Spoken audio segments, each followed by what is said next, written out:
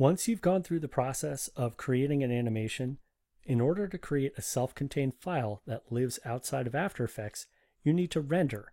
And in this tutorial, we're going to render using the render queue. Now, it's always a good idea to watch down your project one more time before you render. So go to the timeline and click once in the timeline panel to make it active. Then press the spacebar and watch your project. This is exactly what I want. So I'll press the spacebar to stop playback.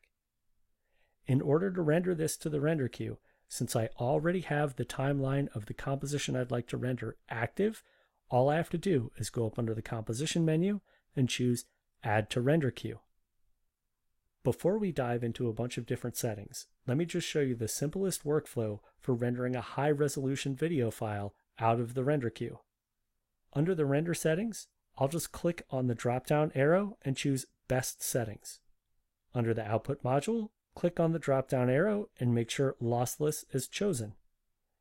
Then on the right over here, under Output 2, click on the blue text, and that'll open up a window where you can specify where you'd like to render your project. I'm going to render mine right next to my project files, and under file name, I'll call this happy_lion. Now, since I'm on a Windows machine, this is going to render as an AVI. If you were on a Mac, it'll render as a QuickTime movie.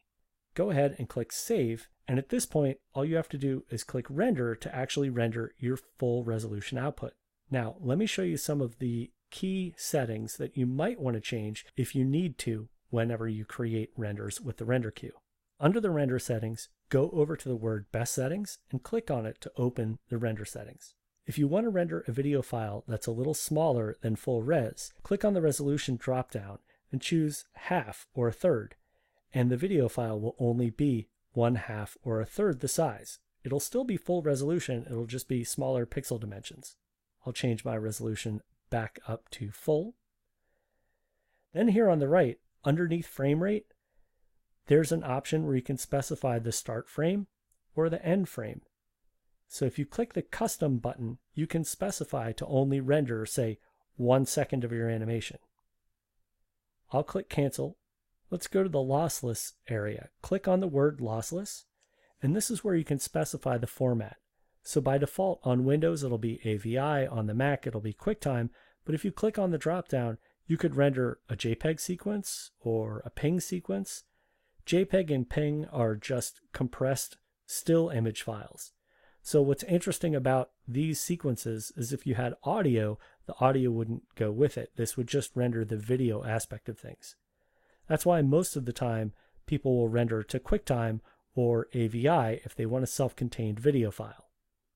I'll click outside of that panel to close the format options. Down here at the bottom, this is where you can specify the audio settings, but I find the default typically works perfectly well, so I'll just click cancel out of there. So to render our project, let's go over and just press the render button.